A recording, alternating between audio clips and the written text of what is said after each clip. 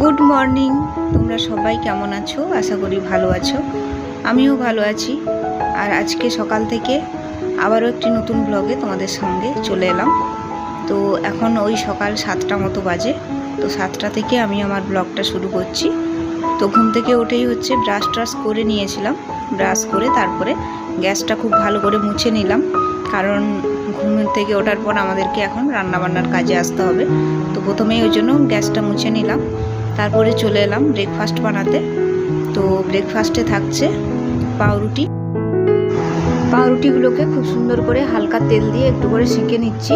আর এই পাউরুটি আর চা দিয়েই আজকে সকালের ব্রেকফাস্টটা সেরে নেব। আর যেহেতু আমার হাজব্যান্ড স্কুলে যাবে, তো 10টা নাগাদ তাকে আবার ভাত খেয়ে যেতে হবে। তো খুব ভারী ব্রেকফাস্ট হলে সে আবার ভাত খেতে পারবে না, তার জন্য হচ্ছে সকালবেলা এরকম হালকা একটু ব্রেকফাস্ট হলেই হয়। তো দেখো এদিকে চাটাও করে নিলাম। তো ব্রেকফাস্ট রেডি, তো আমরা এখন খেয়ে নেব।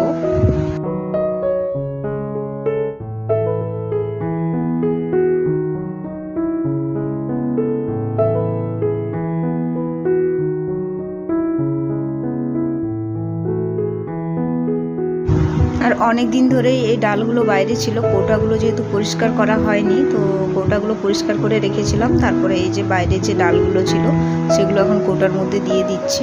মানে এখানে সেখানে অল্প অল্প করে পড়েছিল, হয়তো অন্য দিন আনা হয়েছে, তারপর ওইটা আবার রাখা হয়নি, আবার আনা হয়েছে, এভাবে রয়ে গেছে। তো দু জায়গায় ছিল। তো দেখো পুরো ভর্তি হয়ে গেল কৌটো।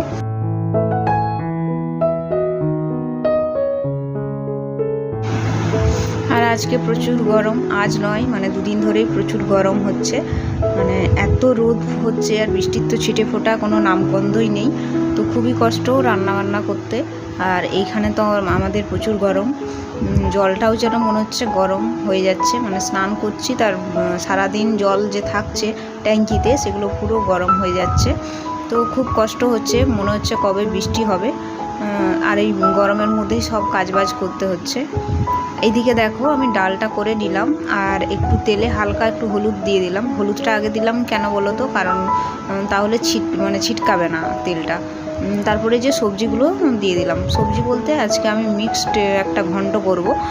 সেটা হচ্ছে মিক্সড ভেজ যাকে বলে, ওই পটল, ডাঁটা, কুঁদরি, সয়াবিন, আলু সব দিয়ে। তো তরকারিটা বেশ ভালোই খেতে হয়েছিল। তারপরে এই যে ঘরগুলো একটু পরিষ্কার করে নিচ্ছি। আর এখন হচ্ছে ওই ঘড়ির কাঁটায় বাজে সকাল ওই 11টা মতো। মাঝখানে হচ্ছে আমরা একটু খাওয়া দাওয়া করেছিলাম, মানে আমার হাজব্যান্ড স্কুলে গেল, তো ওইখানটায় ক্যামেরা অফ ছিল, তার জন্য তারপরে চলে এলাম। এই যে ঘরটার একটু পরিষ্কার করে নেব।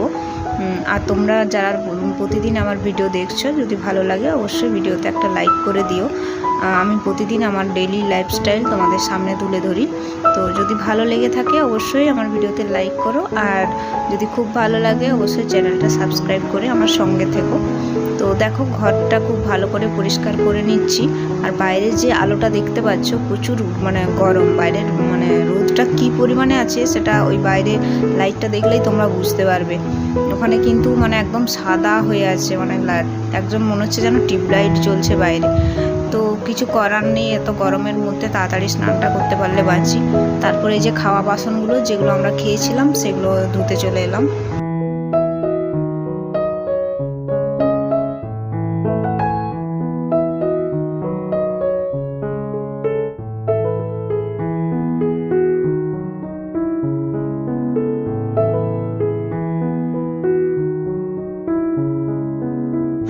আর বারবার মনে হচ্ছে যেন এখন ওই 1:30-2টো মতো বাজে। বাইরেটা দেখে মনে হচ্ছে এত রোদ, কিন্তু সত্যি কথা বলতে এখনও 12টাও বাজেনি। তো তাতেই এরকম মনে হচ্ছে যে যাই হোক রান্নাবান্না করে সব কিছু কাজ তাড়াতাড়ি করে একটু স্নান টান করে একটু মানে ঘরের মধ্যে মানে দরজা জানলা বন্ধ করে ফ্যানটা চালিয়ে একটু নিশ্চিন্তে থাকতে পারলে বাঁচি। বাইরেটাই তো থাকাই যাচ্ছে না। তো তোমাদের সাথে গল্প করতে করতে আমার বাসন টাসন সব ধোয়া হয়ে গেল। এরপরে জায়গাটাতে যেহেতু প্রচুর জল পড়েছে, তো ভাবলাম একটু এই জায়গাটা খুব ভালো করে মুছে নিই। আর আমার কি হয় বলো তো, এই জায়গায় কাজ করতে করতে আমার জায়গাটা বারবার মোছা হয়, মানে এক আধবার নয়। কিন্তু এই জায়গাটা মানে এরকমই, যত মুছলেও একটা মানে এরকম দেখতে লাগে আর কি। তো তারপরে চলে এলাম, এই যে কিছু জামা কাপড় ভিজিয়ে দেবো, মানে অনেক কিছুই ছিল কাচার, কিন্তু এখন আর মন যাচ্ছে না কাচবো, শরীর আর টানছে না, তো কয়েকটা জামা কাপড় না কাচলেই নয়। তো ভাবছি যে কয়েকটা জামা কাপড় ভিজিয়ে কেচে নিই, আর এই সময় কেচে নেবো, একবারে স্নানটাও করে নেবো তো তাড়াতাড়ি করে, আর সেরকম কোনো কাজ নেই।